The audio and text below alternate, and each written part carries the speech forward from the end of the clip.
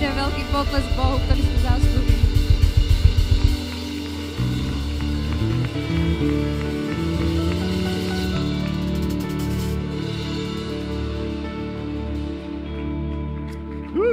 Boh je dobrý. Vítajte na Exite, mladí ľudia. Môžete si sadnúť. Som nesmierne rád, že tu môžeme byť ďalší pondelok. A verím, že ste tiež radi. A posledné 3 týždne hovoríme o vzťahoch, špecificky o partnerských vzťahoch a táto téma, neviem prečo, ale vždy nejakým spôsobom žiadaná. Hovorí o tom vždy aj počet ľudí. Takže sme radi, či ste slobodní, slobodné, ženatí. Vždy je dôvod učiť sa. A chcem spraviť, predtým ako pozvem našich hostí, jeden taký interný prieskum. Dobre? Takže vás poprosím, aby ste rešpektovali teraz to, čo budem hovoriť. Dobre? Môže byť? Takže poprosím všetkých mužov na tomto mieste, aby ste zavreli svoje oči a takto sa sklonili pred Pánom v pokore a do dlaní si dali hlavy, dobre? Tak poďme, všetci muži. Naozaj, dobre? Výborne. Úplne všetci muži, ja vás vidím, hej? Pán vás vidí, veľmi dobre. A teraz poprosím všetky slobodné ženy, aby zdvihli ruku. Wow! Dobre, môžete dať dole ruky a chalani teraz môžete otvoriť oči, tak to je super. Ďakujem za tento prieskum. Kiež by ste to mohli vidieť, chalani, akože wow. Ako len som si chcel overiť, že to je mýtus, že akože v cirkvi už nie sú vôbec žiadne baby. Akože hľadajte, chalani, hej, hľadajte. Zaručujem vám, že je ich tu dosť. Dobre, som nesmierne rád, že tento pondelok prijali pozvanie. Dobre, už sa ukludníme, hej. Že prijali tento pondelok pozvanie dvaja vzácni ľudia.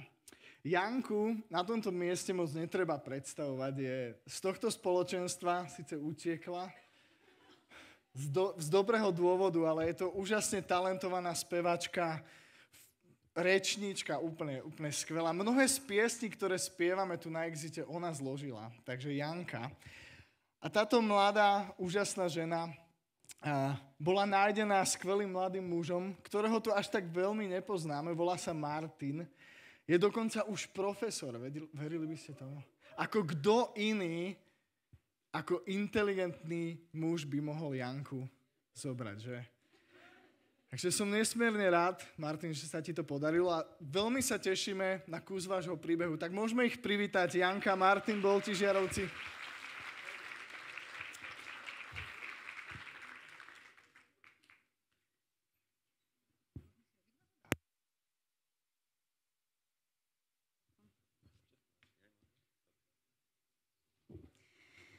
No, tak my veľmi pekne ďakujeme za pozvanie.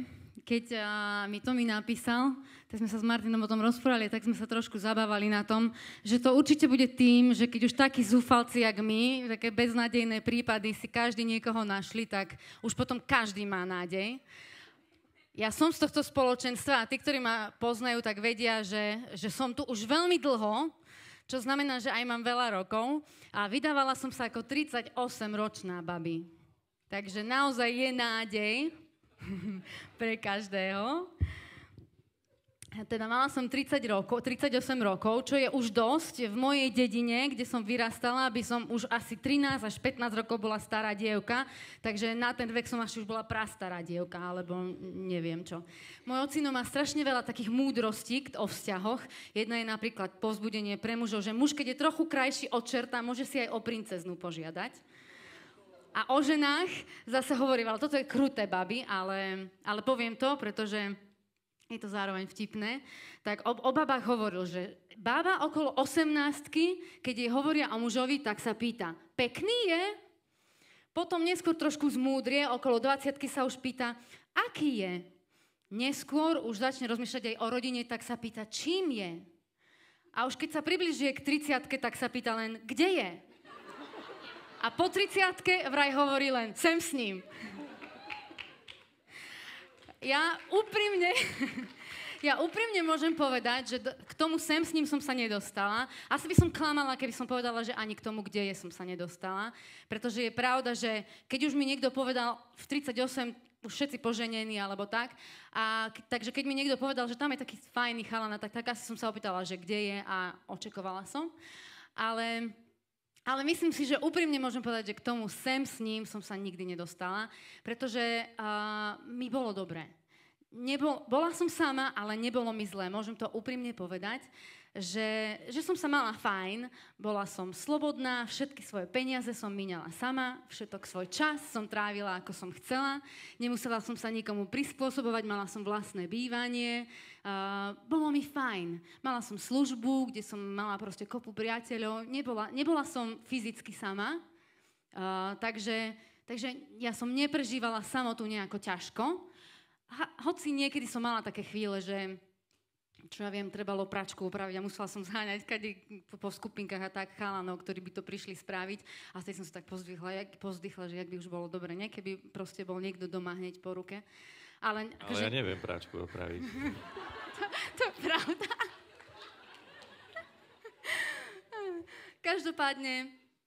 Každopádne mala som také chvíle smútku, že bolo by fajn, alebo že mi tak bolo smutno, že babi to poznáte, že niekedy začne byť také emocionálne, aj cez mesiac sa nám to tak strieda rôzne, tá emocionalita.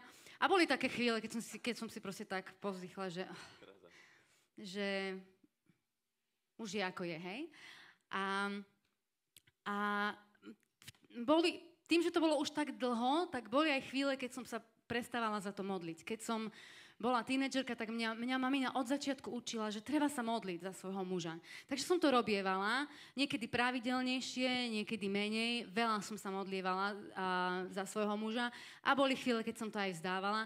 Musím priznať, že keď sa mi niekto páčil, tak som sa za neho veľa modlila. Ale nie tak, že Bože, daj mi ho, lebo zomriem, alebo čo. Ale za neho som sa modlila. Modlíval som sa za jeho ženu. Sú muži, ktorí majú dobrú ženu, lebo mne sa páčili. A ja som sa za nich modlila. Nie som to ja, ale majú dobré ženy, vďaka Bohu. A modlívala som sa za priateľstvo, že proste nech nám Boh požehná rozvinutie toho priateľstva. Keď sa to niekam rozvinie, tak sa rozvinie. Keď sa nerozvinie, aspoň mám kamaráta, nie? Takže tak rozumne som sa snažila. Ale ako hovorím, že boli chvíle, a bolo aj také dlhšie obdobie, že som to potom už tak vzdala, že už som mala pocit, že už je asi aj neskoro a už sa mi proste aj prestali páčiť. Tí, čo sa mi páčili, sa poženili a už sa mi nikto na okolí nepáčil. A už som bola taká trošku stratená v tom, taká beznadejná. A už som aj rozmýšľala, že či vôbec Boh mi to chce dať, že či to vôbec je Božia vôľa, aby ja som s niekým bola. A bola som ochotná to úprimne pred Bohom pustiť, ale zažila som potom taký moment s Bohom, kedy som pochopila, že to musím znovu uchopiť vierou. Aj v súvislosti s niečím iným, ale Boh mi raz povedal, myslíš si, že som taký pokrytec, že mi strašne záleží na tom, aby si mala blízky vzťah so mnou, aby si každý deň sa so mnou rozprávala a každý deň so mnou trávila čas, ale keď sa začne jednať o veci, ktoré sú dôležité pre teba, tak mi je to jedno? Čo by to z Boha robilo? Znamenalo by to, že je taký panovačný, že on niečo chce, akože chce intimitu, ale keď sa jedná o moje intimné veci, tak mu je intimita ukradnutá. To by zobralo z Boha akúkoľvek integritu. Rozumiete, čo hovorím?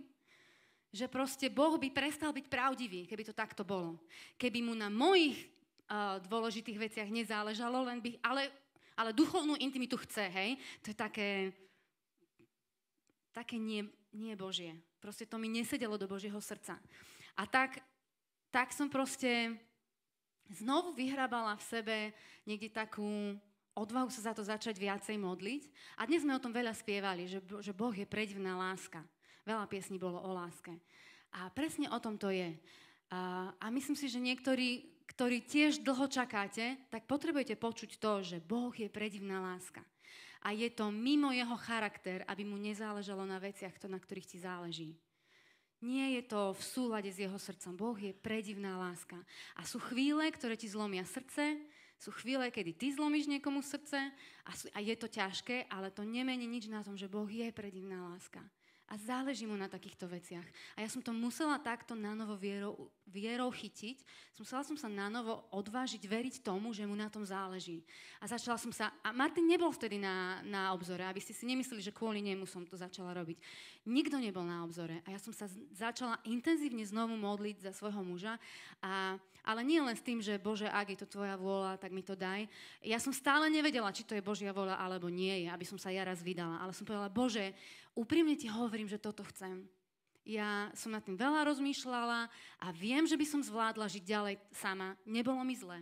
Zvládla by som ďalej žiť sama. A nebola som ochotná ísť do vzťahu, v ktorom by mi bolo horšie ako samej. Hej? Takže nebolo to z nejakého zúfalstva, ale z toho, že som si povedala, Bože, ja toto chcem, ja nechcem sama zostarnúť, chcem ešte vidieť svoje deti. Proste nechcem, celú rodinu som mala preč, takže niekedy mi fakt bolo aj smutno, lebo moja rodina žila v tom čase úplne celá v štátoch a Bráško v Lučenci, takže nemala som na okolí nikoho takého blízkeho. Takže som jednoducho otvorila svoje srdce pred Bohom a začala asi rok. Som sa takto, skôr než som stretla Martina, som sa takto intenzívne modlila a som hovorila, Bože, chcem to. Ja ti chcem hovoriť, že to chcem. Neviem, čo s tým urobíš, ale toto je moja modlitba. Ja chcem zažiť vzťah, chcem sa vydať, chcem mať deti a nechcem zostarnúť sama. A myslím si, že Boh to počul a dokonca si pamätám jednu takú modlitbu, keďže sa mi naozaj v tom čase ani nikto nepáčil, že nebol nikto taký, že wow, že by som z neho bola proste, neviem, nejak zložená, tak som hovorila, Bože, však on ma ani vidieť nemusí. Úplne, ty si tak mocný, ja verím, že ty si tak mocný, že úplne stačí, že jemu sa bude o mne snívať a on ma potom nejako nájde, alebo niečo také. A neveríte, ale o nejaký čas na to sa mi ozval Martin na Facebooku, my sme boli v spojení na Facebooku a my sme sa poznali už dávno predtým, ale len tak akože zbežnejšie. A napísal mi, že Jani, že sníval sa mi o tebe sen. A Martin vám povie, čo sa mu snívalo. Že sa Janka vydala, ale nie za mňa. To bol ten sen. To bola sila. Ja som mal tiež také obdobie vo svojom živote. Ja som prvýkrát videl Janku v 3D, keď mala 16. A to už je nejaká doba, to už máme pomaly nejaké štvrtstoročie skoro. Takže chodili sme, ja som bol členom Bratskej jednoty baptistov, Janka tiež v Lučenci a v Poprade a mali sme také mládežnícke stretnutia a tam som ju ja tam prvýkrát zazrel. Dodnes mám ten obraz presne pred očami. Viem presne, čo mala oblečené, akej farby, všetko. Potom, keď som našiel nejaké iné fotky, tak som hovoril, áno, to sú tie kráťasy presne, čo si mala oblečené, keď som ťa prvýkrát v živote videl. A potvrdila, že áno, sú to tie. Skočím ti trošku do toho. Viete čo, ešte keď som bola mladá, tak som sa aj za toto modlila, že Bože, iba vlož môj obraz do srdca nejakého muža a potom ho tam nechaj rásť. Je mi jedno, ako dlho tam bude rásť, iba to proste urob. Keď mi on toto rozprával, že on si ma úplne detailne pamätal, tak ja úplne, že neverím, že to ani hádam nie je možné. Čiže prvýkrát, keď som Janku videl v živote, prvýkrát, tak presne ten obraz mám pred očami. Úplne tá fotografia, ako tam stála, všetko, čo robila, presne to je tam v hlave. Takže mne sa Janka páčila už vtedy, hej, len akurát o ňu mal záujem môj najlepší kamarát zo zboru, ktorý si s ňou trošku písal. A ja ani o jedného, hej. Ale to bolo aj tým, že, a toto je myslím, že dobrá rada. Mne moji rodičia dali, že v tínedžerských rokoch, že môžu to byť také milé vzťahy za ručičky a tak, ale že máš veľmi malú šancu, že to bude vážne. Možno aj preto, že ako 18-ročná sa pýtaš iba pekný je a práve preto niekedy tie vzťahy nie sú veľmi trvácne. A ja som naozaj nemala v tínedžerských vekoch úmysel žiadneho vážneho vzťahu. Áno, to v tom tínedžerskom veku je to tiež také pre nás chlapov. Pekná je, hej, no.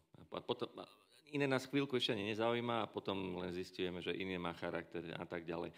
Ale stále niekedy tá krása, tie veci a tá naša optika, ako sme od Boha stvorení, tak funguje nejako viacej. No, takže ja keď som zazrel Janku, tak hneď akože, jaká pekná baba, všetko. Potom som ju videl spievať a všetko, takže mi tak učarovala. Ale ako ja som sa držal spovzdáli, pretože práve ten môj kamarát mal vtedy o ňu záujem, takže kamarátovi nebudem liesť do kapusty. Hej. Takže sme sa tam spriatelili vtedy a nedával som nič nejak najavo, absolútne, lebo však ako prvýkrát v živote som videl, ale veľmi som si odvtedy zafixoval a keď sme mali stále mládežnícke konferencie každý rok alebo aj iné aktivity spojené s Pevokol, vtedy existoval, kde spievali viacerí ľudia z rôznych zborov baptistických, tak tam sme sa vlastne občas videli a vždy tak v mojom srdci bola nejako tak tam Janka niekde, že Janka. A potom roky šli, ja som bol tiež sám som mal potom vlastné bývanie, robil som doktorantské štúdium na akadémii, venoval som sa vede a všetkému, mal som tiež kopec priateľov aj v zbore, aj mimo, mal som kopec aktivít, venoval som sa horám, horolezectvu, turistike, neviem, všetkom. Tam mal som taký plný život celkom, takže nejak mi ani nechýbalo to, že zrazu už mám 30, 33, hej, a 35, že nemám nejaké dievča, hej, alebo čo len. Potom už to tak zrazu bolo, že som bol ešte starší, lebo ja už budem mať v novembri 43, viete, no. Takže to bolo také obdobie, že už som sa tak... Potom mal som tam jeden taký vzťah s jednou veriacou babou, ale to potom vlastne tak aj tak skončilo, že sme sa rozišli, ale skrátka pokúšal som sa o niečo také, že chodil som s nejakou dievčinou, hej, ale takže Janka nebola úplne, že moja prvé dievča, ktoré som akože v živote mal. Mám totiž takú, hej, jednu skúsenosť, že mal som teda vzťah. Ale ten vzťah skončil a ja som bol vnútri taký rozhorovaný a si hovorím, že tak Bože, tak potom keď nie tak ako, ja neviem, môže budem celý život slobodný, ale rád by som tiež videl svoje deti, ak by si mi ich raz požehnal s niekým, alebo prípadne, ak by som ešte stihol aj tie deti svojich detí. Ale ako, kto to bude raz? A ožením sa raz? A kto to bude? Ja by som to aj celkom tak, keby som to tak vedel aspoň, ale ako celkom by ma to zaujímalo, ale...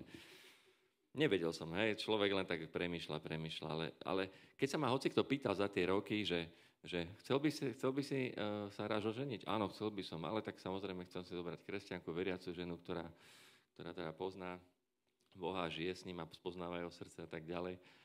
A vždy, keď som to vyslovil, tak vždy tam vnútri sa mi to tak zjavilo, že vždy som tam mal aj tú Janku, hej, ako niekde, ona tam tá Janka niekde tak stále bola nejak. Ja som bol vždy tak v podstate celé roky tak nejak platonicky do nej zalúbený, hej. Tak obďaleč som ju vždy sledoval, že bola potom v tomto zbore, potom sme sa raz stretli v roku 2001. To mám už povedať, či to potom neskôr? To sa do tomu dostaneme, no. On ma potom skontaktoval na Facebook, čiže my sme naozaj veľmi dlho, od tých tínedžerských vekov, veľmi dlho sme neboli spolu v kontakte, až asi na jednu konferenciu, na ktorú som ja odbehla, mládežnícku, už keď som bola na výške. Martin bol na výške v Nitre, ja v Blave, takže naozaj sme sa vôbec nestretávali. A na Facebooku sa potom so mnou skontaktoval. A sem tam sme si napísali tak, že na narodeniny, že všetko najlepšie a také veci. Alebo sem tam, keď dal smutný status, tak som mu napísala, že prajem ti všetko dobré, alebo nejakú pesničku som mu poslala. Ale nič nejaké extra. Ale... Potom dal takú jednu veľmi dobrú fotku na Facebook svoju a to bol pre mňa taký prvý moment, že som si ho všimla ako chalana, že to je inak momentálne tá fotka, ktorú mám aj teraz ako profilovku. Keď chcete, tak si choďte pozrieť, ak máte dáta voľné. A to bol taký moment, že ja som úplne akože nejak zabudla na tohto človeka, ale... chvíľku sme si písali jedenkrát niekedy v roku 2009 to už bolo a sme si asi týždeň alebo vyše týždňa písali každý jeden deň, to potom ako som si ho ja všimla, hej, tak som dala nejaký koment jemný na nejakú fotku a sme si takto písali asi týždeň a potom sa do toho, ale pod fotkou, hej, verejne, takže nič nejaké extra. A potom sa do toho zaplietli nejakí iní ľudia a najbližšie, čo som si všimla, že o pár mesiacov už mu tam písala nejaká jeho kamarátka, že potom na svadbe si takýto, myslím, že takú briadku daj, alebo čo neviem, už nepamätám sa, že aká to bola fotka, že na svadbe tento look môžeš použiť, pozdravujem tu a tu, hej? A ja, že páže. Zadaný. To čo je? Takže nie, že by som si nejak extra veľa sľubovala vtedy od tej konverzácie, ale on keď mi písal, tak mi vždycky tak nejako dával najavo, že ty si bola taká, že vždy som ťa mal očakovanou tak. Takže to bolo príjemné, ale týmto pádom ja som to tak uzavrela, že pre mňa zadaní muži boli vždy tabu, takže koniec. Ale teraz počujte ten dôvod, že prečo on vlastne z tej konverzácie nešiel nikdy ďalej. Čiže aké som sa rozišiel... Ešte predtým. Som 2001. Ja aj to ešte. Aha, k 2001 sa dostaneme. No, ja vždy, keď som bol ešte slobodný, tak vždy som sa tak na Janku pýtal, môjho brata, že a čo Janka? No, alebo vždy som prišiel k nemu do Blavy a išli sme na Veľkú noc, prípadne na Vianoce vždy k vám do zboru na spojené bohoslužby. A Janko tu nikdy nebola, samozrejme. Ja som chodila k bratovi, lebo tým, že som mala v štátoch rodinu, tak som aspoň s niekým chcela tráviť Vianoce. To bolo vždy také, lebo Bráško vedel, že som tak platonicky vždy do nej taký in. A vždy som zapýtal, na Veľkú noc som došiel a hovorím, a čo, bude tam aj Janka? Že, neviem, či tam bude, ale ona asi väčšinou nebýva práve, že tu cez sviatky, že je urodiny. No uvidíme, vždy som prišiel aj do sály a už som hľadal očami, je tu Janka?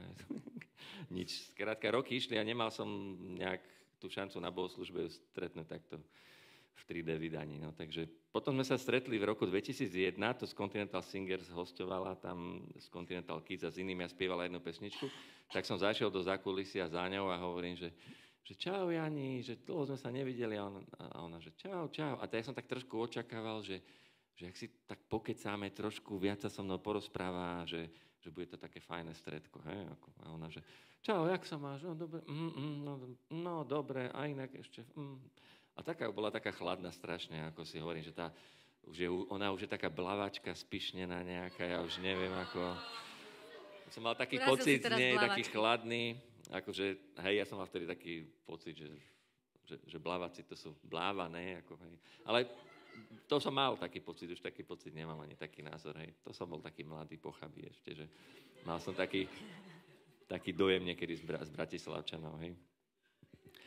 A dal som jej takú vizitku, že hovorím, však zavolaj, napíš mi niekedy, alebo keď prídeš do Nitry, alebo niekde dáme nejaké stredko. A ona, že dobre, okej, no. Tak čau. Ale ja som ani netušila, že on tou vizitkou niečo myslel. Ja neviem, babi, myslel to, že keď mi napíše, tak bude mať už jej mail, a že tak nepriamo si ho akoby vypýtame. Nechcel som byť taký priamo, že aký máš mail, dáš mi svoj telefón, alebo to práve, že mal. Hej, to bola taká chyba. Každopádne naozaj, ja som ani netušila, že ja sa mu stále páčim v tom čase. A ja som ani netušila, že tou vizitkou niečo myslel. Keďže my sme sa nestretávali, tak ja som nemala šancu byť, že nejako... Keby som bola namotaná na nejakého chalana a dal by mi vizitku, tak by som sa možno ozvala, že by som možno nabrala odvahu a ozvala by som sa. Ale keďže som sa s tým človekom ani nestretávala, ani nič, takže... Ani nebol Facebook s tou fotkou. Ani v tom čase ešte nebol Facebook. Takže ja som z tej vizitky absolútne nič nepochopila. Tak som to brala tak, že akože keby niečo, čo ja viem, že budem niečo potrebovať z geografie, alebo čo ja neviem, tak sa akože ozvem, hej? Nie? Ale jeho sa to strašne dotklo. On mi to potom neskôr povedal, že jeho sa to hrozne dotklo, že som ho tak odpísala. A mne sa možno, že vtedy aj niekto páčil, že možno, že aj ani by nebola šanca, ja neviem. Obdobie, ale... To už potom, keď sme sa neskôr rozprávali, tak skrátka viem, že v tom období bola Janka zalúbená do niekoho iného. No. Takže to aj preto. To len teraz pre chalanov, že takéto veci je oveľa lepšie naozaj otvorene povedať, že teraz už máte Facebook, hej, že si na Facebooku, môžem si ťa tam vyhľadať a pridať za kamošku. Alebo proste daj mi číslo, vybehneme niekedy na kávu. Z toho sa nič nestane, z jednej kávy sa nič strašné nestane, ani si neublížite na jednej káve, ani nič. Je oveľa lepšie trošku jasnejšie povedať, že čo chceš, lebo keď len dáš babe vizitku, tak ona nevie, že sa ti má ozvať. Tak tedy nebol Facebook. Keby bol Facebook, v momente si to vyhľadám, tak pridám. Ale keď začal Facebook, tak prvou osobou, ktorú som si ja pridal na Facebooku, bola Janka. Ale to som tiež nevedela. To ako prvé, keď som si spravil profil nejakom 2008 alebo čo to bolo. Tak hneď Janka Šinková, enter, pridá za priateľa. Áno. Ja som to prijala, to už ja dosť. No však. No. A druhá vec, že naozaj táto skúsenosť, čo pre neho bolo akože odmietnutie a pre mňa bolo, že ani srnka netušila, že sa niečo dialo, tak jeho to ovplyvnilo na strašne dlho. Takže my, keď sme si v tom 2009 písali a mne už sa, akože ja som si ho už všimla, že hej, tu je akože fešák, tak on proste tú konverzáciu nechal tak odznieť, ale len kvôli tomu, že ešte z 2001 roku veril, že ja by som nemala záujem. Viete, čiže preto hovorím, že chalani, nedovolte to. To je proste, treba mať odvahu skúsiť znovu. A možno, že znovu budete počuť nie, ale zase niekto iný vám nepovie nie. Takže netreba sa nechať ovplyvniť jedným odmietnutím, čo ani nebolo odmietnutie, to je už druhá vec. Ale proste netreba sa nechať tak veľmi ovplyvniť týmito vecami. To je vtipné teraz, hej, ale my vždy sa ešte pochytíme na tom, keď sa o tom rozprávame.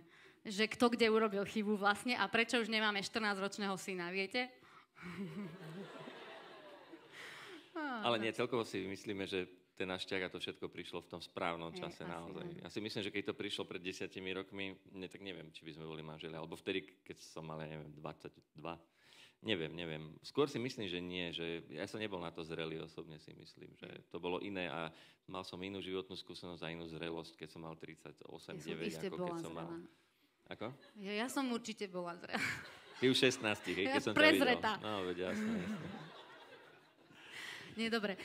Potom sme si písali, potom mi on písal neskôr o tom sne, že sa mu sníval ten sen. A ja som znovu čekla. Ja som bola cica trošku a znovu som čekla, lebo on jak písal, že sníval som, že si sa vydala a mňa to hrozne vzalo. Áno, to som nedopovedal. Hovorím, ja som bol už rozvedený s tou dievčinou a teraz zrazu taký živý sen, že Janka a že sa za niekoho iného vydala. Mňa vystrelilo ráno z tej postele, to sa mi nad ránom sníval, som si sadol, normálne som to nevedel rozdýchať, že jak sa mohla Janka vydať, veď celý život tak nejak rozmýšľam, že ja a Janka, že budeme možno akože spolu my dvaja, veď ja stále tak akože mám rád za to celé obdobie.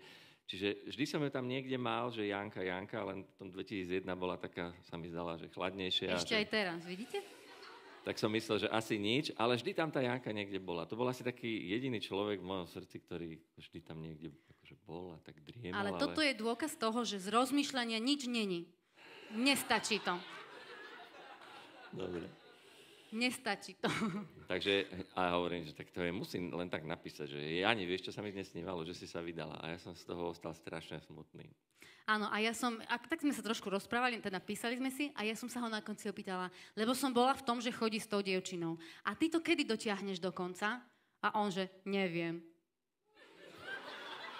Chápete? Nie, že by napísal, že už nemám čo dotiahnuť. On iba, že neviem. Tak ja ty si chudák, taký nerozhodný, ešte chudera to dievča. Ale to nebolo tak, hej, ten vzťah už bol dávno ukončený. Ja som nemyslel na to, že neviem, že s tou dievčinou, že neviem, kedy to dotiahne do svadby, lebo ja už som s ňou vtedy nechodil, hej. Čiže dotiahnem do konca, tak som myslel, že do konca, že ako... Neviem kedy, čo ja viem. Kedy, čo, s kým, neviem. No. Neviem a smajlik, neviem. Ale kedy bol napísal vtedy, že už nemám s kým, tak asi by som písala viac. Ale ja som zase neuvedomil, že Janka nevie o tom, že ja teda som free. No dobre, čiže sme vysielali na rôznych vlnách, hej? A potom neskôr na Veľkú noc, a to bolo tiež strašne vtipné pre mňa, lebo ja som stále nevedela, že on s nikým nechodí, hej? A na Veľkú noc som zase odišla k Bráškovi a on zase prišiel do Bratislavy, do zhromaždenia a pozeral, že či som tam. Tak večer z nostalgie išiel na môj profil a lajkoval tam fotky. A mne iba chodili notifikácie, nie? Že Martin lajkol to, ale asi 15 fotiek alebo niečo také. Tak mne už to nedala, píšem mu, že nudíš sa. A... Vysielam signály. Tak sme si zase písali, do noci sme si písali a ani z tohto hneď sme sa tak nechytili, ale lebo rok 2001, hej? Tak zase prešiel nejaký čas a nakoniec som to asi myslím, že prelomila ja, lebo som išla na služobnú cestu do Nitry a on mi predtým už dávno písal, že keď pôjdeš do Nitry, určite sa ozvi, že pôjdeme na kavčo. A tak ja som mu napísala, že som v Nitre na služobnej ceste, bola som tam 2 týždne, nechodila som do Bratislavy každý deň, ale som bola na hoteli. Tak som v Nitre, môžeme vybehnúť na tú kávu. A on hovorí, že super. A začal plánovať celý večer. Že a také po obede sme boli spolu. Po obede, hej. A po obede až do večera. Na tak Drážovský kostolík, to je krásny mini kostolík z 11. storočia pri Nitre. Potom som na tom mieste, keďže to bolo naše prvé rande, tak potom až oveľa neskôr som práve na tom mieste poprosil Janku o ruku. Bolo také symbolické na tom mieste.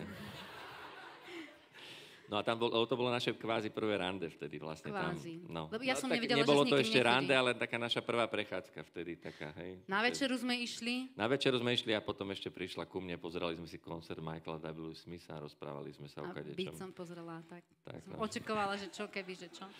Nie naozaj, lebo ja som naozaj ešte nevedela, už teda v tom byte som už vedela, že s nikým nechodil, lebo na tom kostolíku sme sa o tom rozprávali, ale mne to bolo strašne čudné, viete, zase ja som normálne ľutovala to dievča, že ideme akože na kávu, on s niekým chodí a mňa zoberie na kostolík, na večeru a ešte k sebe do bytu. Keby ja som tá baba, tak to by si nezabudol, jak by sme sa porozprávali. Ale potom on mi potom vysvetlil teda, že s nikým nechodí. A ja som do toho išla aj s tým, že teda ja som nevedela, že s nikým nechodí, ale som si hovorila, že on niečo asi naozaj vysiela, ale keď nie, tak aspoň budeme mať pekné kamarátstvo. Lebo sme sa naozaj dlho nevideli a proste chceli sme sa porozprávať. A toto je naozaj niečo, čo často radím, keď sa ma baby pýtajú, že ten sa mi páči, alebo tak, že čo mám urobiť. Babi, nič nedáte za to, keď začnete rozvíjať kamarátstvo. To nie je uháňanie ešte. Ja nehovorím, žiadnu babu nepovzbudzujem, aby nejak okato uháňala chalanov. Chalani to väčšinou nemajú radi, lebo potom majú pocit, že si to nevybojovali sami. Ale nič nedáte za to, keď začnete rozvíjať priateľstvo, keď sa otvoríte priateľstvu. Lebo to je pekné. A keď sa nenechajte v tom svoje srdce hneď, ale je to pekné a získate kamaráta. Keď nič iné z toho nezískate, tak získate kamaráta. Aj vy môžete toho chalana niečo naučiť o tom, aké baby sú. On vás môže naučiť niečo o tom, akí chalani sú. Nehovorím, že trávte spolu nadmerne veľa času, aby sa jeden z vás namotal. Nič také. Len hovorím, že dajte priestor pre priateľstvo. A to je to, čo... Ja si myslím, že to ako baby asi jediné môžeme urobiť, ak nechceme byť uháňačky. Že naozaj sa otvoriť priateľstvu. Byť láskavá, byť milá, byť vtipná. Tak byť kým si, ale otvoriť sa priateľstvu. A nebyť taká, že... Kým spolu nechodíme, tak ma nechaj na pokoji. Alebo ma musíš aspoň pozvať 4-krát na rande, kým s tebou budem sa viacej rozprávať, alebo čo. To nie. Takže ja som do toho išla vyslovene s tým len, že idem budovať kamarátstvo a keď z toho niečo bude, tak bude a keď nie, tak nie. Ale odišli sme z toho rande paradoxne obidvaja sklamaní. Ja som... Hoci to bolo strašne príjemné, veľmi dobre sme sa porozprávali, že tak dobre sa viem s tým človekom porozprávať, bolo to dobre, fajn. Dobre, bolo fakt dobre. Ale ja som cítila, že on sa neozve. Neviem prečo, neviem, kde som si to videla, ale ja som vedela, že on sa tak skoro neozve. A ani sa neozval. Mesiac. Lebo... Povedz.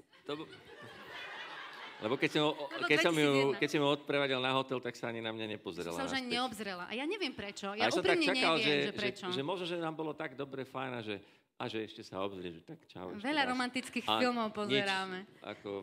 To bolo také, že...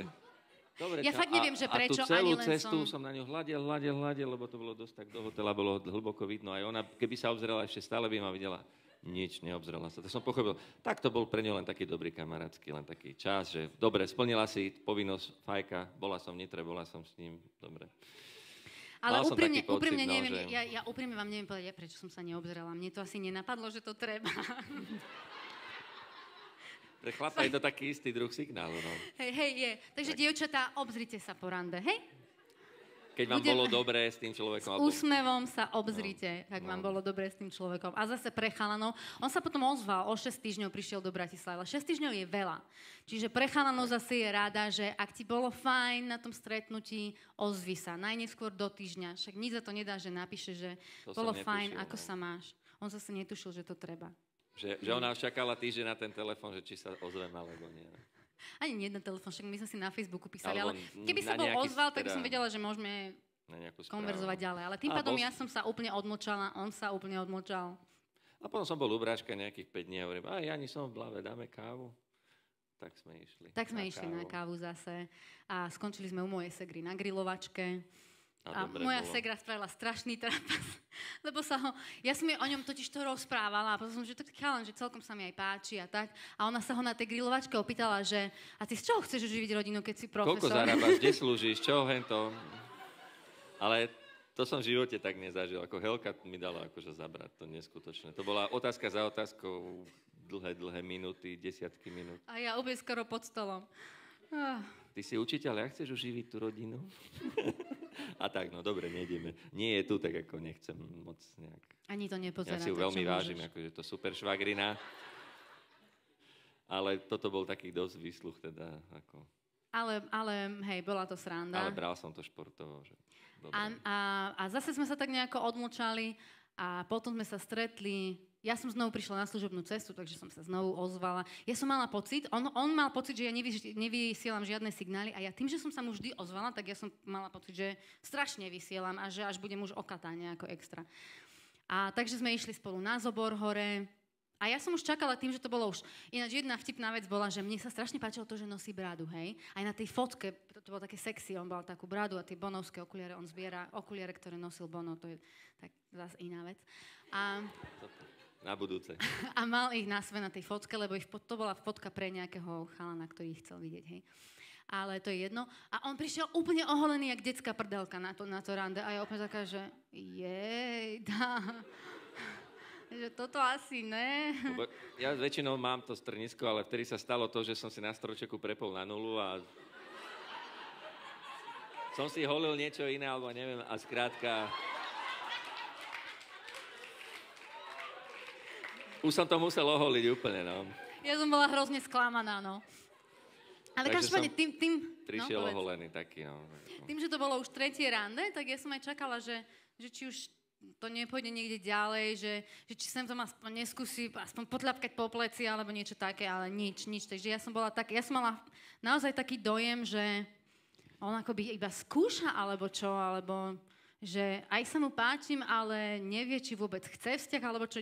Ja som mala taký zlý dojem potom celý čas toho. A aj toto rande skončilo tak tragickejšie, že ja som myslela, že ak sa mu teda páči, tak povie, neskočíme ešte na kávu, alebo čo, a on nepovedal nič. Lebo ja som mal z toho pocit, alebo z nejakej komunikácie, alebo že skrátka, ty už chceš ísť na hotel, že si unavená. Že, a to bolo asi tým, že ja som Strucu, keďže on ma nikde nepozval, tak ja som Strucu povedala, tak ma zober na hotel. Na hotel, ja to som myslel, že ešte budeme celý večer spolu, niekde pokecáme, ale tak nič, no.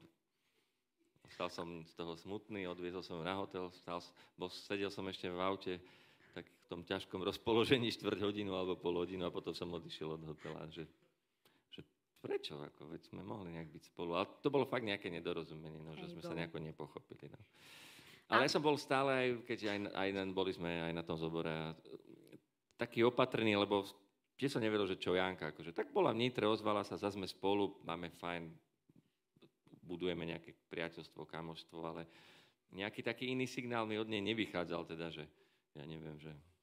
On mi potom neskôr povedal, že mala som povedať niečo také, ako že je feši, že sa mi celkom pozdával. V živote asi si neviem predstaviť, že by baba priamo takto nejako... Lebo ja som na Facebooku napísal, že ty taká pekná baba, wow, akože super, všetko. Lenže to mi písal furt a furt nič, takže ja som myslel, že to každej druhej povie. Ona mi nikdy nič také neodpísala, takže som pochopil, že asi sa ani nepáčim, som len dobrý kamoš, ktorým sa dá dobre pokecať z mladosti a to je that's all, no. Ale tak, my sme si potom ešte večer písali po tom Zobore a tak sme kecali. To som sa vedel, či je naozaj taká unavená, že už ide spať. Tak som to čekovala. Ona, pozerám telku a kriminálku, ešte toto. No a som povedala, že tak sme mohli ísť na kávu, a že už je neskoro. No. Ale je pravda, že odtedy sme si trošku viacej písali. Potom sme si už veľmi veľa písali, niekedy aj každý deň. Tým ovplyvnený tým 2001 rokom, tak stále Martin bol veľmi opatrný.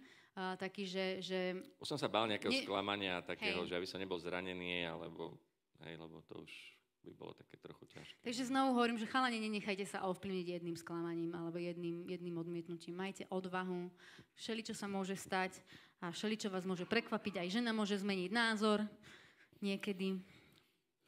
A zase nechcel som byť taký dotieravý hneď nejaký a niečo hneď naznačovať tak, lebo som si myslel, čo ja viem, Janka, že je možno, že konzervatívnejšia, aby som ju vyplašil tými svojimi nejakými už hneď.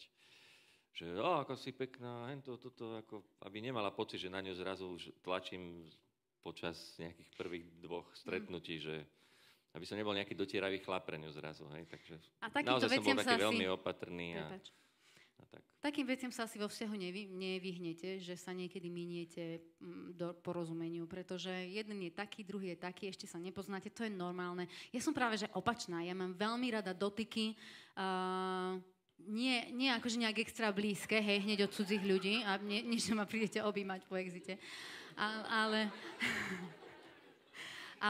ale mám rada kontakt. Ja mám rada kontakt, takže mne to práve že naopak chýbalo. To, že on to nerobil, tak mne dávalo signál, že on proste nemá záujem ísť ďalej. Takže ale tomu sa naozaj nedá úplne vyhnúť. To je úplne normálne, že v tom vzťahu, a čím ste rozumnejší, tak tým ste viac opatrní vo vzťahu. Čím viacej do toho zapájate rozum, to je úplne normálne.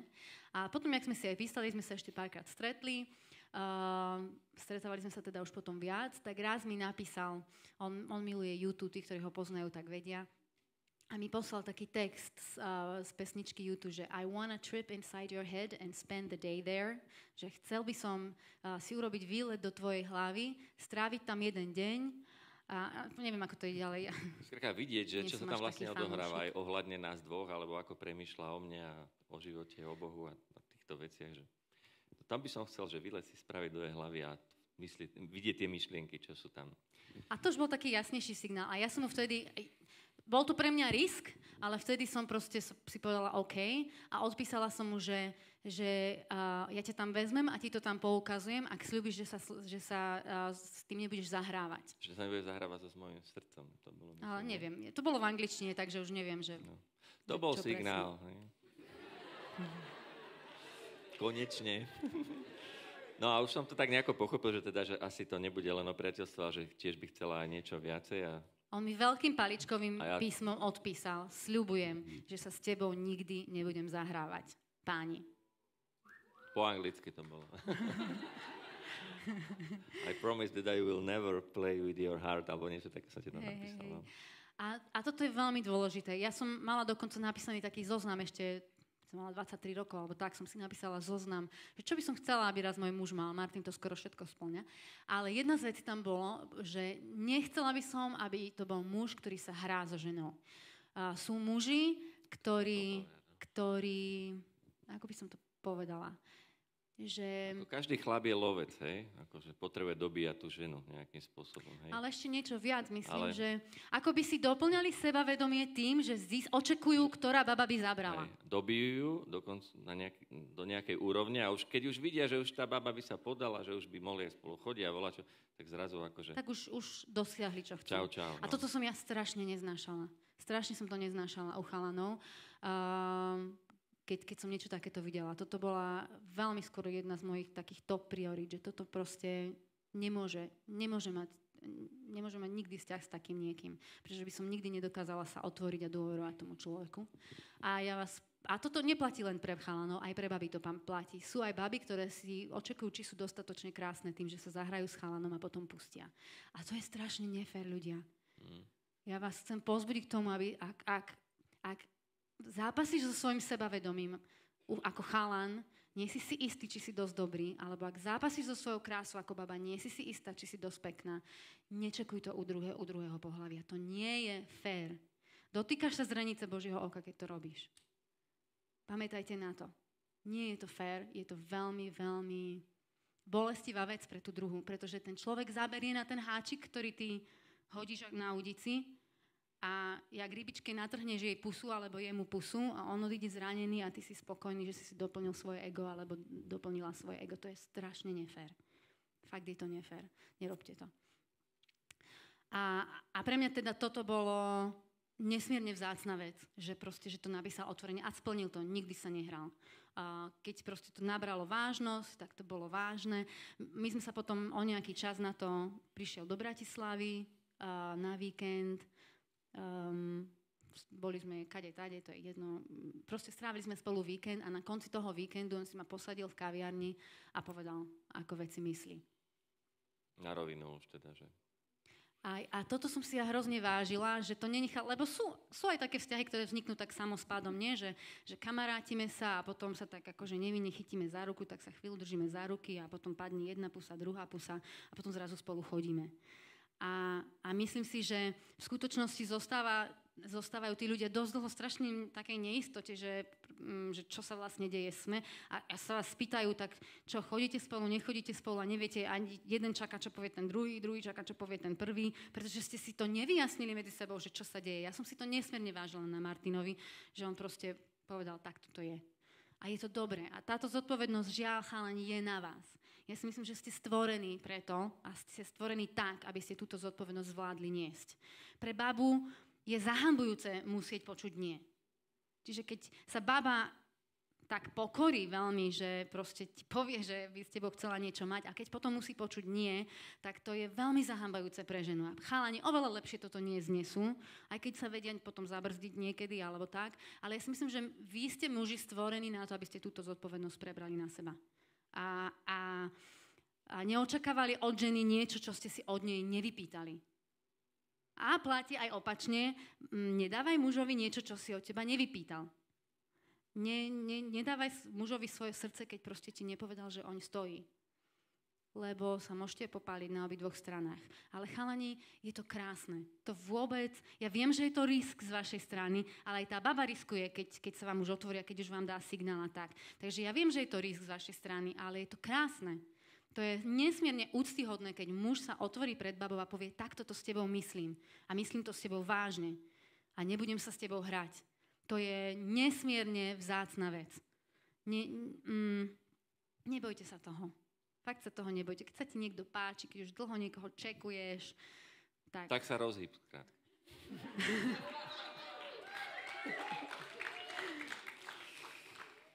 Hej, naozaj. A ja som to potom aj napísala, že nesmierne si ťa vážim. U mňa si vstúpol v mojich očiach za to, že si to proste, že si ma nenechal niekde na váškach. Lebo ja som dokonca v ten víkend, lebo toto bolo až v nedeľu, jak sme boli spolu celý víkend, a ja som asi v sobotu večer písala Helke, mojej segre, ona vtedy ešte bola v Amerike. Ona mi nepovie, že čo vlastne so mnou chce, tak ja už sa s ním v živote nestretnem. Čiže ona asi naozaj, keby to v tú nedeľu nebol urobil, tak ja už by som na ďalšie stretnutie povedala, že už nie. Lebo my ženy nemáme radi neistotu. Ženy veľmi, veľmi potrebujú pocit bezpečia. A vedľa muža, ktorý kvázi, kde majú pocit, že sa s nimi hrá, alebo že nevedia, na čom sú, tak sa nevedia cítiť bezpečne. Proste sme tak stvorené, nevieme sa cítiť bezpečne, keď nedostaneme určitý pocit istoty. Ja v ten víkend som skrátka potreboval tiež vidieť, že naozaj, že nemyslí to Janka len, že budeme kamaráti, ale že naozaj myslí niečo viac. A už aj to, čo mi teda napísala, že ma pustí do mojej mysli a tak ďalej, tak už to bol teda naozaj pre mňa taký signál, teda, že nechce byť len dobrá kamoška, ale že chce rozvíjať aj nejaký vzťah, alebo chce mať teda vzťah so mnou. Aj keď to úplne priamo nepovedala, ale bolo to samozrejme cítiť veľmi v tej vete. Takže potom mne už bolo jasné a prirodzené pre mňa, že tak musím s tým výjsť von, teda, že ako to myslím ja, a o čom je toto celé naše stretávanie, že chcem s ňou rozvíjať vzťah, chcem s ňou byť, že ju mám rád a tak ďalej a všetko za ten celý večer, za tie, 2 hodiny, čo sme tam boli, tak sme sa o tom porozprávali a povedal som jej, že ja ako muž, čo chcem. A to bol ten moment, keď mi prvýkrát povedal, že ja si ťa pamätám, že ja nosím tvoj obraz v sebe úplne od tvojich 16 rokov. A pre mňa to bolo také, nechcem to teraz preduchovňovať, že by to bolo nejaké potvrdenie alebo čo, ale bolo to pre mňa také milo, zázračné a Božie, viete? Pretože viem, že som sa za to modlila. Ja viem, že som sa v mladosti za to modlila, aby Boh zasadil môj obraz do srdca nejakého muža.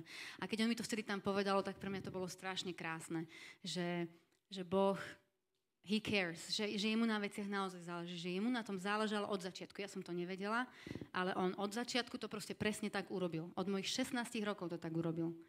A to je pre mňa úplne niekedy až neuveriteľné, že takto to držal celý čas vo svojich rukách. Posledná vec z mojej strany, my sme potom teda začali spolu chodiť, chodili sme spolu vážne a tým, že sme aj starší, tak sme vedeli, že to myslíme vážne, že to nebude, že idem sa očekovať. Zobrali sme to nielen so srdcom, ale aj s rozumom, že proste vieme, že si rozumieme, vieme, že sme si sádli a tak. A na Vianoce Martin išiel so mnou do Ameriky za mojimi rodičmi, pretože to bola jediná šanca, ako ich... Keďže sme vedeli, že to myslíme vážne, že máme veľa rokov, tak sme vedeli, že nechceme spolu chodiť 3-4 roky, ale že asi, ak sa proste nestane nič strašné, tak sa asi zoberieme, že to bude výsledok nášho vzťahu. Takže išiel som mnou do Ameriky tak trošku sa predstaviť mojim rodičom, porozprávať sa s mojim tatom, staromódne. A to bola taká, 2 týždne sme boli spolu. To bolo prvýkrát, že sme boli spolu tak dlho. A 3 dokonca. A Aj sme išli spolu na výlet s mojou segrou, s jej manželom a tak viacerí. A to bola prvá taká príležitosť naozaj sa spoznávať do detailu. A tam bolo viacej takých vecí, že zrazu proste vidíte, aký ste aj iní, že samozrejme, že sedíte si, viete sa porozprávať, ale sú aj veci, ktorí ste iní, ktoré ťa začnú tak trošku iritovať sem, tam a tak. A tam bola jedna taká situácia strašne vtipná, čo už bola akože skoro ku koncu, že boli sme v NASE spolu, všetci na tom výlete.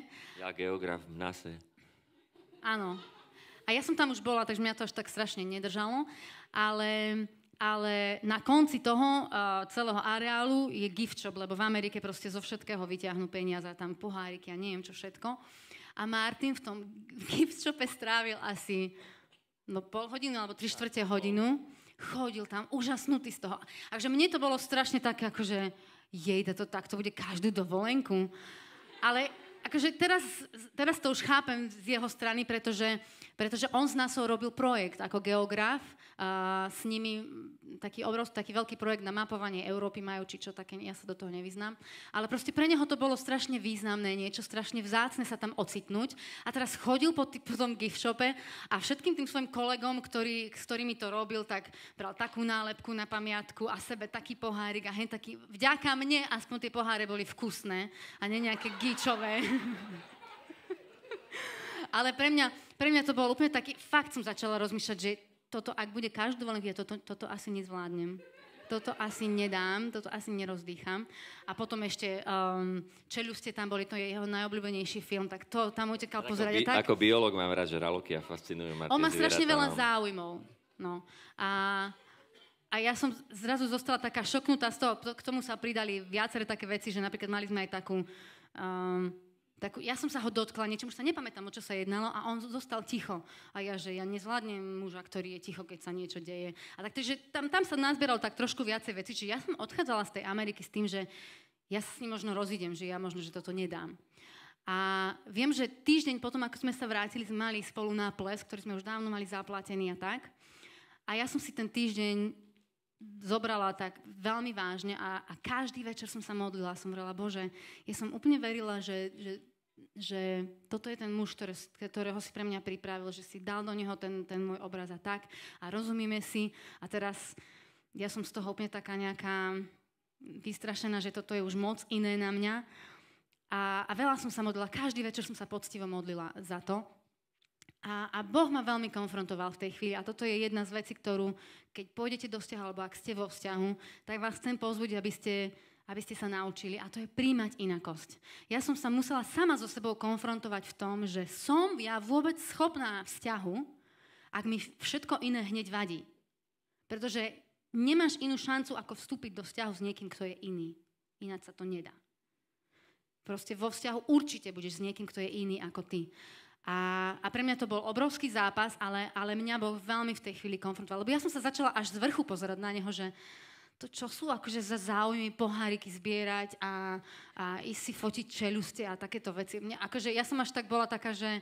Lebo ja preto to absolútne nemám porozumenie. Martin miluje si doniesť fyzickú spomienku, keď ideme niekam, tak už máme Golden Bridge doma a áno, lebo keď sa na neho pozriem, tak viem, že wow, to bol ten čas, keď som tam s Jankou po ňom bicykloval, to bolo super. Vždy, keď sa na neho pozriem, na ten most, hej.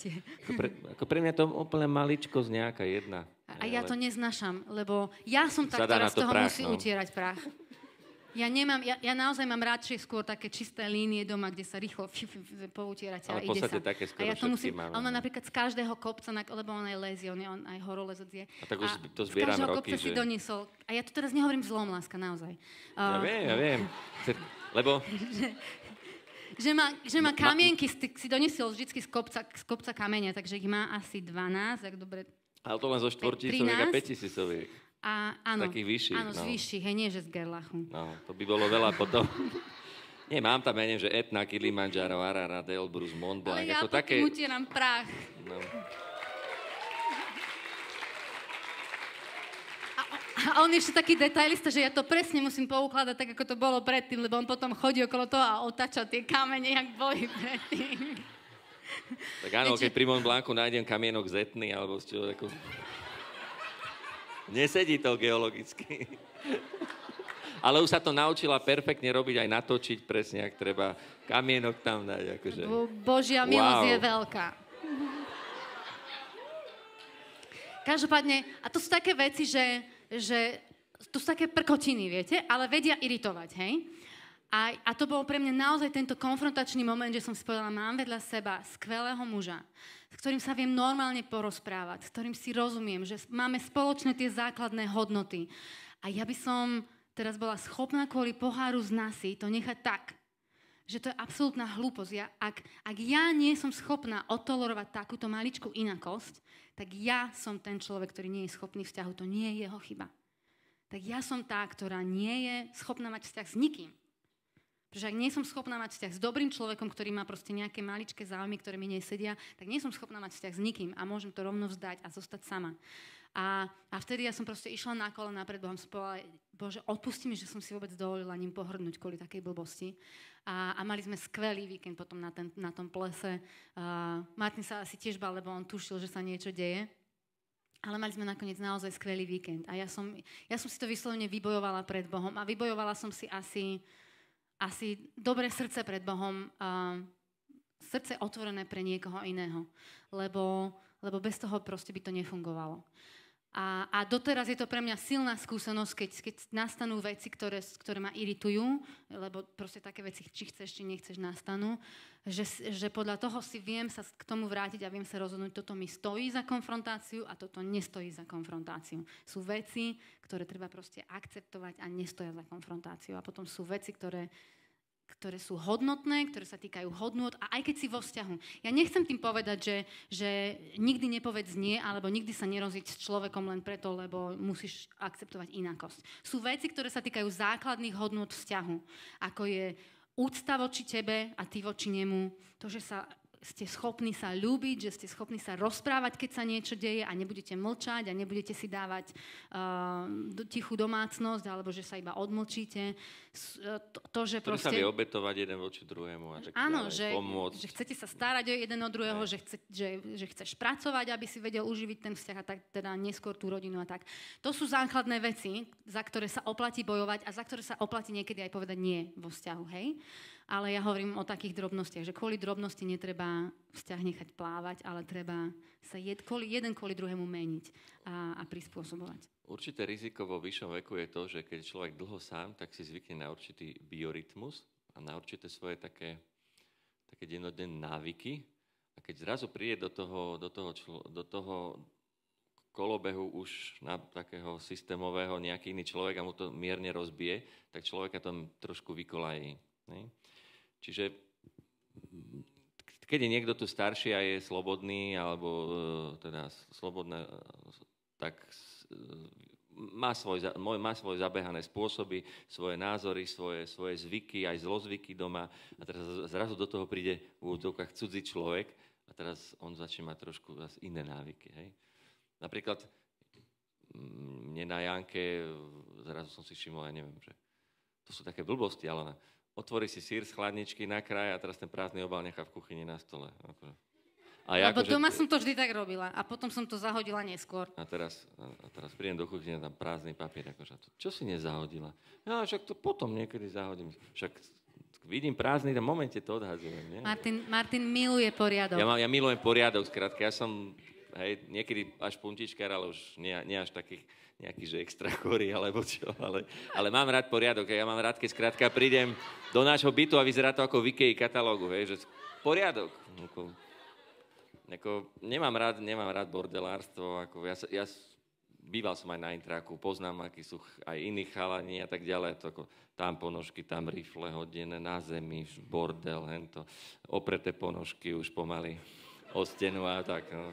To nemám. Ja mám rád čistotu, poriadok, vtedy sa dobre cítim aj psychicky, hej, v tom byte, kde bývam, alebo niekde, kde som, že je poriadok. Mám z toho taký dobrý pocit a ukľudňuje ma to, ako keď vidím okolo seba nejaký neporiadok. Hej. Tak ja niečo vidím, tak hneď to poupratujem a je pokoj. Ja mám stále domácnosť, ktorá je udržiavaná, je v poriadku.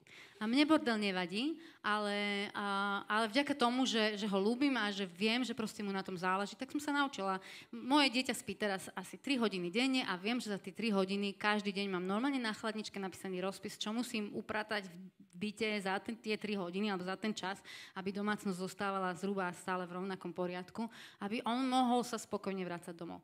Ale to je jedno. To je iné, keď už má človek dieťa. On už mi aj tie kamienky posúva, tam aj všetko. Každopádne. To je normálne. No. Len hovorím, že tá inakosť u Janky bola taká, že také tiež drobnosti, ktoré akože som považoval za samozrejme, že to zrazu otvorená len tak skrinka, len to ako sem tam, niečo také objavilo a tak logicky, že prečo to nezavrela, prečo to neodhodila. Tak som sa to niekedy tak pýtal, že budeš ten papierik na niečo potrebovať, môžem to zahodiť.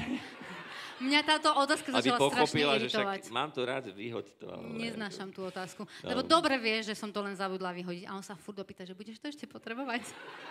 Taký bloček z Lidla tam, taký tak bloček. A hovorím, na čo máš tie bločky tu všade? Potrebuješ to na niečo?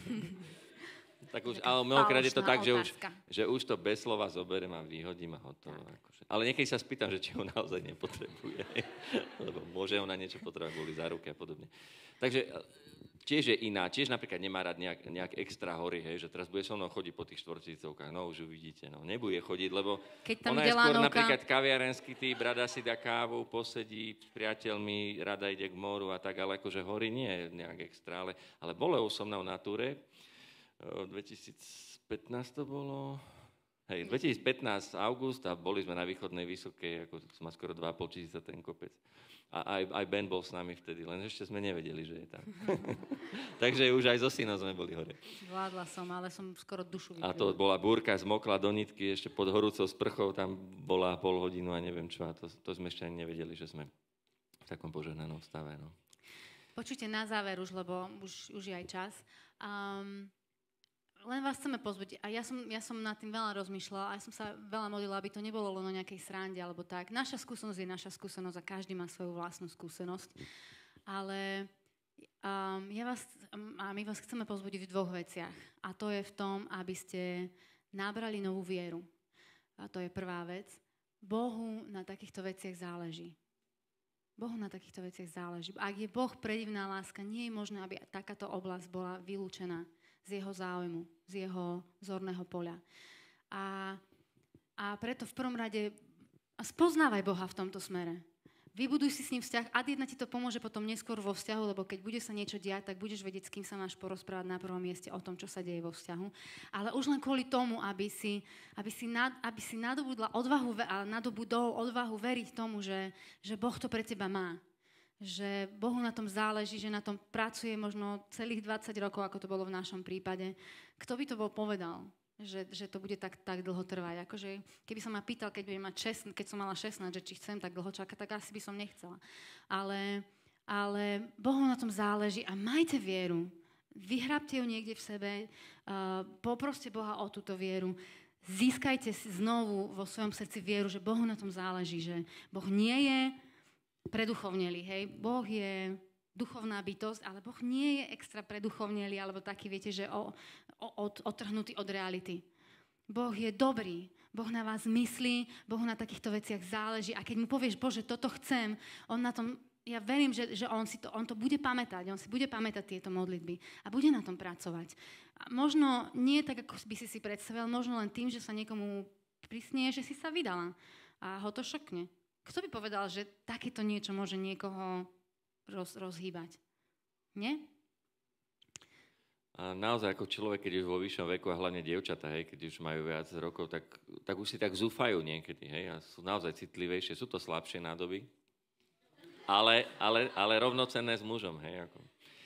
To samozrejme. A že naozaj sú mnohokrát na to citlivejšie. Už by chceli mať aj to materstvo, aj to dieťa, aj toho chlapa, ktorý by ju ľúbil. A tak a potom sa niekedy stáva žiaľ aj to, že keď príde nejaký chalan a oni už ako keby, že však zoberiem, čo príde, niekto príde, hej, tak že niekedy nespoznávajú toho chlapca, alebo čo, a niekedy to potom nekončí dobre. Alebo dokonca si hľadajú už potom človeka nie zo spoločenstva, ale už aj vo svete. Hej? Len preto, aby si splnili svoj sen, že mali muža, mali dieťa, zoberie si niekoho neveriaceho. Hej. Podľa mňa v Biblii je jedno základné pravidlo, skrátka, máš si nájsť veriaceho človeka, ako budete duchovne existovať spolu, ako budete v domácnosti fungovať, ako ten človek bude úplne s iným svetonázorom, ty sa budeš modliť a rozprávať s Bohom a čítať si Bibliu a on bude na teba pozerať, že akože neviem, akože ja si neviem predstaviť, aby som nemal nejakú duchovnú jednotu so svojou ženou a vychovávať deti k Bohu a k tomu všetkému. Neviem si predstaviť mať manželstvo s neveriacim človekom. Ako Boh to môže spraviť, že ti ukáže, zober si to neveriaceho človeka, on sa potom obráti, neviem čo, ale to sú také ako výnimky, hej, že jedna z 10 000, alebo neviem. Stalo sa aj to. Hej, stalo sa aj také, samozrejme, hej, však aj v Biblii máme, že zober si tu a tu. Takže sú to niekedy, áno, aj také veci sa dejú. Ale podľa mňa štandard pre normálneho, mladého, veriaceho človeka je, že hľadaj si veriace dievča, hľadaj si veriaceho chlapca. Budete sa obidvaja vedieť rozprávať s Bohom jeden o druhom. To je skvelé. Tak.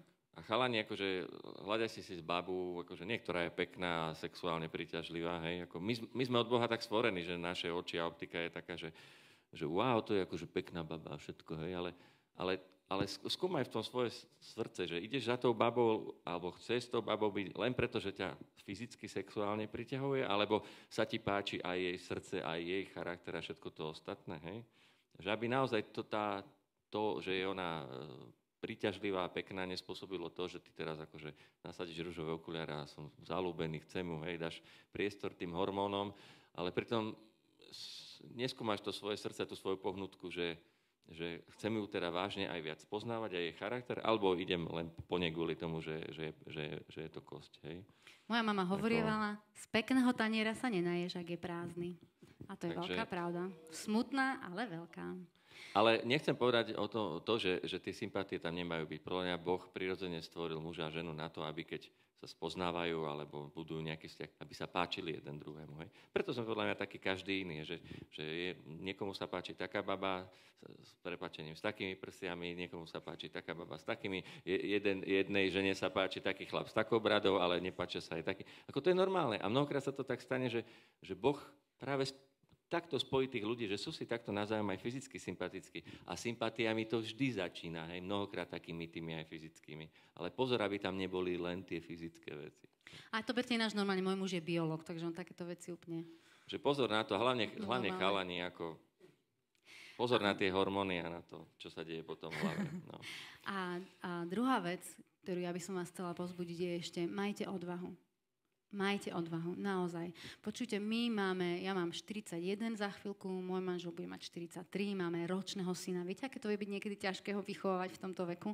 V tomto veku, keď také pohodlie nadobudnete sami so sebou a zrazu proste sa vám tá maličká osobnosť totálne vrúti do života a veľa vyžaduje. Je to milé, je to super a strašne sa z neho teším, ale je to podľa mňa náročnejšie, ako by to bolo pre mladších rodičov. Neodkladajte to už len z takýchto praktických dôvodov. Majte odvahu. Majte odvahu. Ja verím tomu, že naozaj toto bol pre nás správny čas. Neviem, či keby sme ináč zreli, ináč sa menili v priebehu toho času, či by to Boh urobil skôr, alebo nie, ja neviem. Ale majte odvahu. Babi, majte odvahu rozvíjať tie priateľstvá, ako som vám hovorila. Keď sa vám niekto páči, ja nehovorím, že uháňajte, neuháňajte. Je to smutné, keď baba uháňa chalana okato. Ale rozvíjajte priateľstvo, milo. Buďte láska. Moja mama vždy hovorila, buď ku každému milá, buď ku každému rovnako milá a nikto ti nebude môcť hovoriť, že toho uháňaš alebo čokoľvek. Rozvíjajte priateľstva a modlite sa za svojho budúceho muža, modlite sa za svoju budúcu ženu. A chalani, majte odvahu urobiť prvý krok. Majte odvahu, naozaj. Majte oči otvorené pre kvalitných ľudí okolo seba. Ja si myslím, že chalani, ktorí nie sú z cirkvi, tak častokrát lápnú po babách, ktoré v cirkvi sú. Preto niekedy sa dievčatá vydajú mimo cirkvi, pretože tí chalani si to vážia. Že majú pred sebou dobrú babu. Pretože oni to vedia oceniť, pretože nie každá žena je dobre vychovaná. A ak máš šancu, máš okolo seba dievčatá, o ktorých vieš, že proste majú výchovu, kde rodičia ich vychovávali s Bohom a proste sú dobre vychované, majú dobré srdce a tak tak si to vážte. Vy podľa mňa niekedy neviete, čo aj babi, aj chalani, niekedy nevieme, čo v cirkvi máme. Že ľudia vo svete to vidia, pretože, akože to znie tak, ja nemám rada tieto cirkevné reči, že vo svete a mimo sveta a tak, ale chalani, ktorí nežijú takto niekde v cirkevnom spoločenstve, to vidia. Alebo baby to tiež vidia, ak majú pred sebou dobrého chalana. A my to niekedy nevidíme. Že máme okolo seba dobrých ľudí, s ktorým ti bude dobre. Ja viem, že možno, že nehrá na bici, ako si to vždy predstavoval, alebo čo, lebo už aj také som zažila, že mi baba povedala, keďže nie je bicista. Ale ti s ním bude dobre. Pretože keď raz prídeš do vzťahu, tak to, že je feši, je super. Ono to určite pomôže. Ale nepodrží to tvoj vzťah. Ale to, že je to dobrý človek, že má dobré srdce, že on chce s tebou rásť, že on sa chce s tebou rozvíjať, že on chce s tebou rozprávať, prerozprávať veci, keď sa niečo deje. A naopak ona chce s tebou rásť a chce s tebou prerozprávať veci, to ti podrží vzťah. Takže si všímajte okolo seba kvalitných ľudí. Neprehliadajte to len tak ľahko vážne.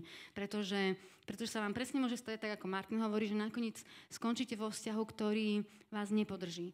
Ale naozaj, chalani, nemôžem to dosť povedať, majte odvahu urobiť prvý krok. Rozhýbte sa, ako som hovoril. Ja si myslím, že ste stvorení na to. No. Lebo Tomino a Pán Boh jediný videl to, čo sa dialo na začiatku. Koľko je tu slobodných báb a koľko je tu slobodných chlapov. Koľko je tu slobodných báb. A je ich tu asi dosť. No.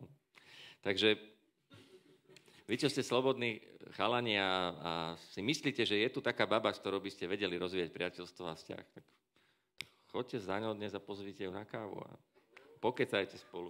Dajte sa do friendshipu na Facebooku. Pridaj si, polajkuje 15 fotiek dnes večer. A keď budeš mať v tom pokoj, ja si ešte myslím takú jednu vec, a už nebudeme zdržovať, že jedno z tých znamení toho, ktoré ti Boh dá, je, že prežívaš taký istý druh špecifického pokoja, ktorý vie dať Boh. Keď sa začneš s tou babou kamarátiť, priateliť a ide to do vzťahu, a to sa netýka len vzťahov, akože mne sa to stáva v podstate vo všetkých oblastiach môjho života, že keď vidím, že niečo nie je OK, tak mávam taký vnútorný nepokoj. Hej. Ja viem, že skrátka mi ho dáva Pán Boh ten nepokoj, že to je signál, že niečo nie je v poriadku. Ale aj v tom vzťahu, keď ja som začal s Jankou sa viac poznávať a akože vo mne zavolal taký zvláštny, špecifický taký pokoj, ktorý predtým nikdy som nemal. Hej. Že som začal s ňou potom už chodiť a všetko a úplne, tuto to bolo také super v srdci, taký pokoj. Ja si myslím, že to je jeden z takých takých znakov toho, že všetko OK a že ten vzťah, čo robím a to všetko, že to v poriadku, že Boh s tým súhlasí. Hoci keď ste moc zaľúbení, tak niekedy cítite pokoj veľa.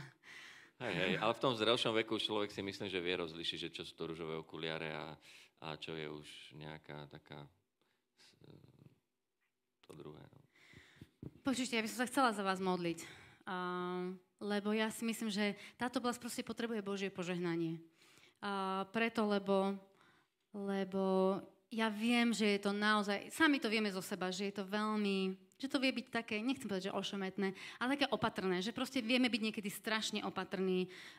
Ten sa bojí vyslať signál, ten vysiela iný signál a tak, že niekedy proste to je ťažké. Muži sa boja odmietnutia, to je normálne. Pre muža, pre mužské ego je ťažké počuť nie, ale ako som hovorila, nenechajte sa tým odradiť, nenechajte sa tým ovplyvniť. A ja sa chcem veľmi modliť, aby na jednej strane tí, ktorí potrebujete, aby vyrástla vo vašom srdci viera, že Bohu na tom záleží a že to má pod kontrolou a že nie je všetkým v ňom koniec. Boh ťa ľúbi. Boh ťa ľúbi, Boh ti chce dobre. Božie slovo hovorí, že ti v skrytosti práve poznať múdrosť a že má pre teba dobré plány. Ja neviem, čo to pre teba znamená, ale Boh ťa má rád. A myslí na teba, myslí na tieto veci. Nie je všetkým dňom koniec. A druhá vec je, majte odvahu. Ak si sa aj zránil, alebo proste jedna baba ti povedala, nie je jediná na svete. Ani v cirkvi nie je jediná. Ja viem, že proste sa vieme namotať, ale každá žena si môže zobrať len jedného chalana a každý chalan si môže zobrať jednu babu. Ak je zadaný alebo zadaná, nie je pre teba. Toto je jedna taká múdrosť, ktorú mi Segra povedala. Ja som tiež mala jeden veľmi kratučký vzťah, keď som bola tínedžerka. Ona mi vtedy povedala, pozri, ak s ním skončíš, ak sa za neho niekedy vydáš nejakým zázrakom, že sa ešte dávaš vzťah dokopy, tak budeš vedieť, že vždy bol tvoj. Ale ak nie, tak nikdy nebol tvoj, ani keď si s ním chodila. Každý muž a každá žena patrí len jednému človeku. Tak by to malo byť.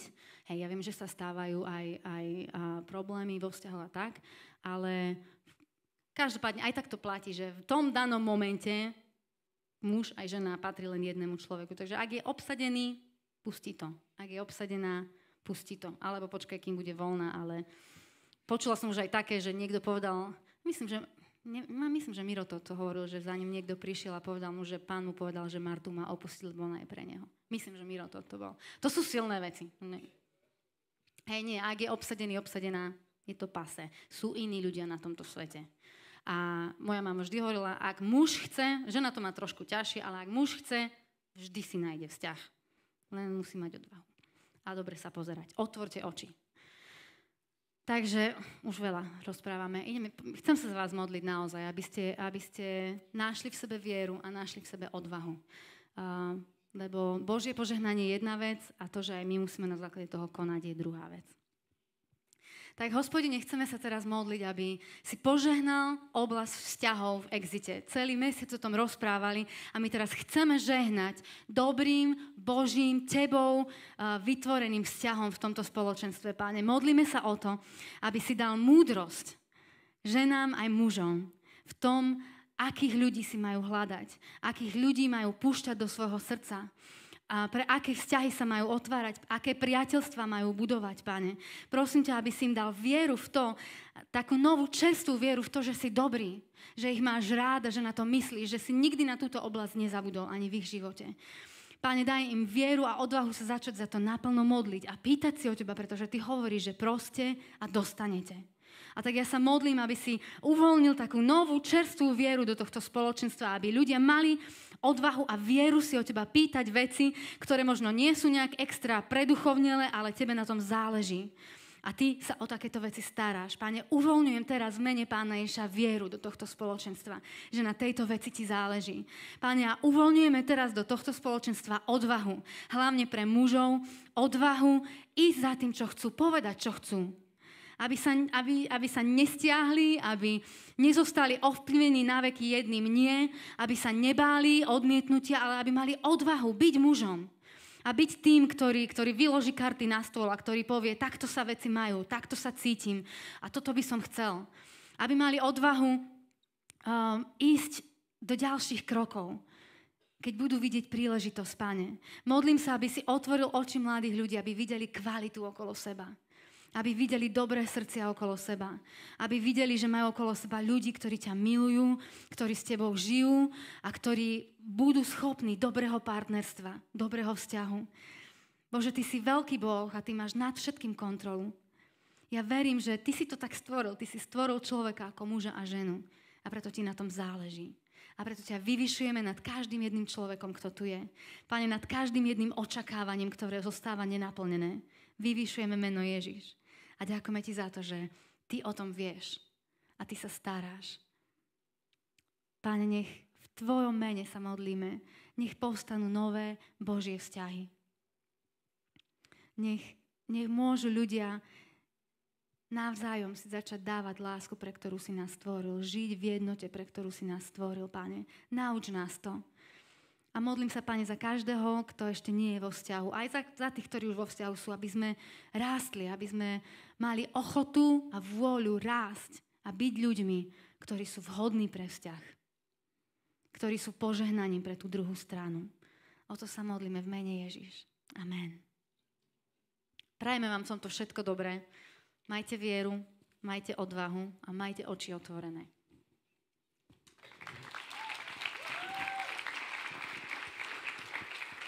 Ďakujeme. Úplne fantastické. Verím, že ste chytili to, čo ste mali chytiť a vám v tom žehnáme. Dnes je to trošku dlhšie, ale poprosím vás ešte pár minút vašej trpezlivosti. Chcel by som na toto miesto pozvať dvoch vzácnych ľudí, Tomiho a Radku Pečíkových, aby sa k nám pridali. A toto je manželský pár, ktorý vznikol na Exite. Jeden z mnohých, takže Exit má veľmi dobrú históriu kvalitných manželských párov. Chcem sa spýtať, koľkých pamätníkov Exitu tu máme, že ste v Exite naozaj, že povedzme, že 11-12 rokov. Môžete zdvihnúť ruku, máme tu zo pár. Úplne akože minimum, veľa ľudí z úplne novej generácie, ale preto sa to pýtam, lebo chcem, aby ste vedeli, že títo dvaja, už teraz manželia, sú v Exite úplne od jeho prvočastíc, prvopočiatkov a títo ľudia veľmi verne slúžia x rokov dodnes. Začali slúžiť ešte predtým, ako boli manželia, spoznali sa na Exite, krásne príbehy. A prečo tu dnes stoja pred nami je to, že Tomi a Radka sa sťahujú z Bratislavy preč a ich život naberá trošku inú dynamiku pracovno-rodinnú. A chcel by som týmto spôsobom, aby sme ich uctili za ich obrovský prínos pre Exit. Tomi veľmi verne dlhé roky v rôznych tímoch, v média tíme, proste úplne vo všetkom, Radka vo chválach, proste úplne milión vecí. A ja by som vám chcel tu za nás všetkých poďakovať, že Exit je tým, čím je, aj vďaka vášmu prínosu, vďaka vašej službe. Takže veľmi vám ďakujeme. Môžeme to nejako vyjadriť? Chceli by ste niečo povedať?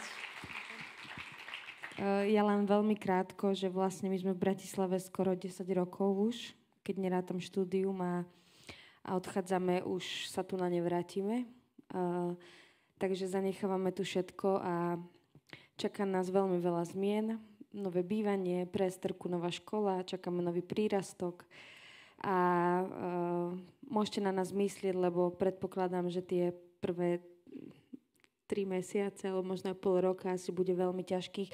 Ešte momentálne máme žiadne bývanie, takže aj to je pre nás viera a tešíme sa, že Boh má niečo pre nás pripravené. Ja možno nepoviem niečo z tých praktických, to Radka povedala všetko. Ja som možno len chcel dodať k tým vzťahom, keď môžem takú bodku na konci mája. Ja vám len chcem povedať svoje svedectvo, čo sa týka služby. Nech máte neviem aký úžasný vzťah.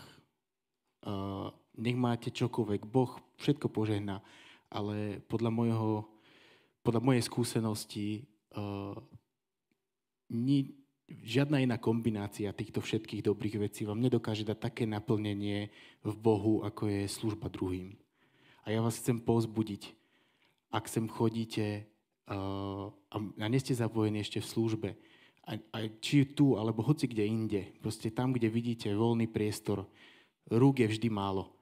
A naozaj vám ručím za to, že také naplnenie v Božej milosti nezažijete bez služby. To sa nedá. Takže ja vás chcem pozbudiť a ďakujeme. Veľmi vám ďakujeme. Poďme im rýchlo požehnať.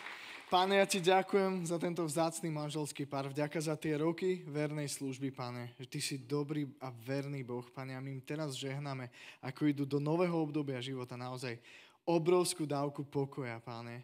Pokoj do každej situácie a dôveru v teba, Pane. Ja verím, že ty sa postaráš tak, ako si to zaslúbil. O všetko, keď my hľadáme tvoje kráľovstvo, ty si verný Boh a ty sa staráš.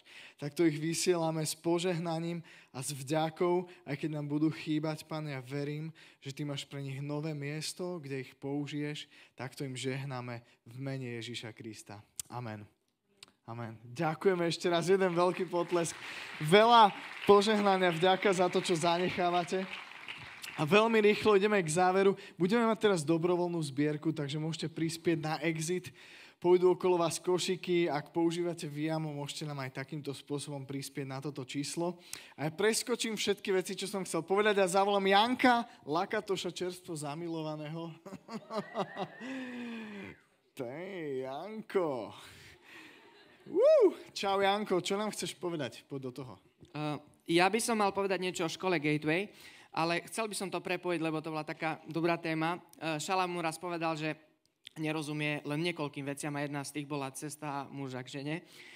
A mne tak napadlo, keď to mám prepojiť so školou a s tým, čo tu bolo povedané, že nikdy neviete. Príďte na školu a aj tam sa môže niečo zomlieť. Ale chcel by som možno to trošku viac približiť, že tento rok sme hlavne z externého štúdia cvrkli z 3 rokov na 2 roky. Takže ak by ste mali záujem, v septembri začíname, je teraz taká nová možnosť. A ja som veľmi rýchlo chcel pozvať 2 absolventov, Peťku a Patrika.